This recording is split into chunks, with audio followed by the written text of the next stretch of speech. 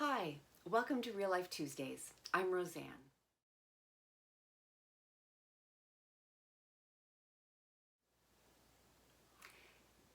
Today I wanted to chat a little bit about authenticity with you.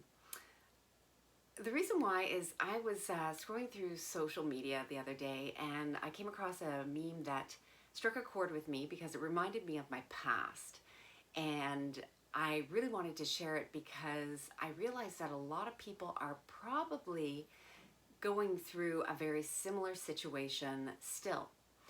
And so it went something like this, and this isn't a direct quote, but it went, um, on the inside, my heart was breaking, but on the outside, I made them believe I was okay. Something like that.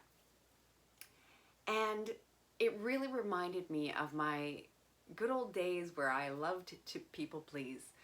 And it really was so much more about keeping up appearances, making people believe how I was a certain way, like confident and, just strong, I guess was one of the key things. I wanted people to believe I was strong, so you don't allow the emotions to show, right?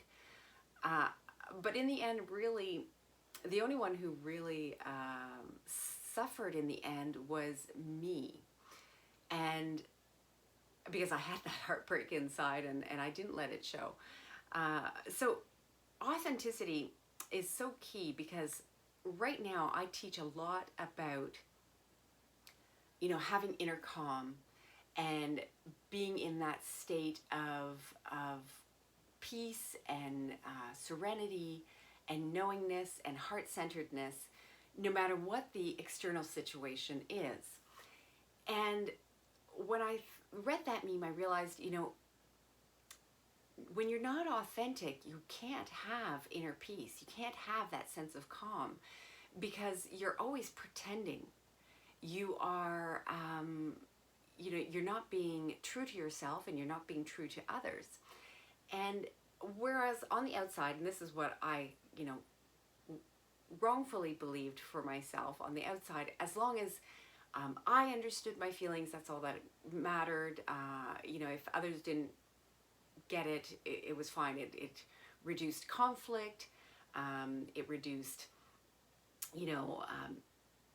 people thinking strangely or something about why, my thoughts, etc. But in the end, it didn't really help me. And instead, it caused actually a lot of stress because you also have to start keeping track of what's the story? What's the story that you're doing, right? Instead of just being you, it's like this fabricated story of, oh yes, I'm the strong, independent woman. I am whatever you've created for yourself, based on not living and speaking authentically. Anyway, the bottom line, what I'm trying to say here is that when you are not living your most authentic life, it actually causes stress, right? And subconsciously, what ends up happening is this builds up over time, especially if you're bearing some of your emotions, etc.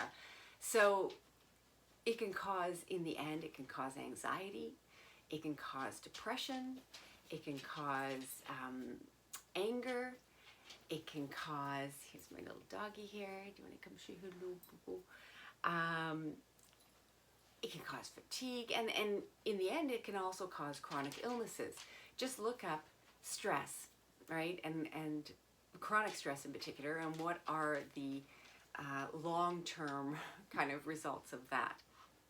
So, I have to keep an eye on my doggy. So the key thing here is really, I just want to leave you with this, that you need to know yourself. Once you know what your feelings and thoughts are, you have to be able to accept them and freely be able to express them. And then you're going to feel this sense of inner peace and calm because you never have to remember who you are. You are who you are every day. Sometimes we haven't taken the time really to think about what we feel, what we think about certain topics that maybe are causing conflict in your life. So, time to simply take a moment, take some deep breaths, connect to yourself that way so that you can go within, because that's truly where all the answers are. And most importantly, be you. Don't allow others to dictate what you can think or feel or express anytime, anywhere. That's one of the wonderful things about being a sovereign being, is we are allowed to have that authenticity. And that's going to allow you to live your most joy-filled life.